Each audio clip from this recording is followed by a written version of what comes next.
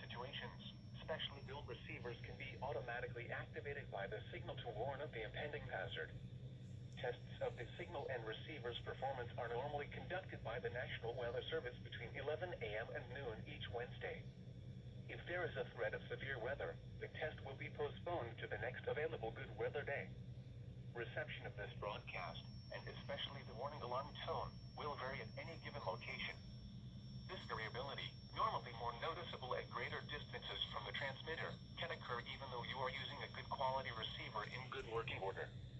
The warning alarm tone will be activated for hazardous watches and warnings for the following counties: Champaign, Clark, Delaware, Fairfield, Fayette, Franklin, Greene, Hocking, Knox, Licking, Madison, Marion, Marl, Muskingum, Perry, Pickaway, and Union.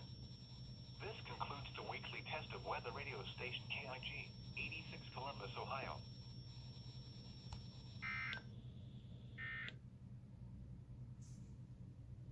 Pretty explanatory there.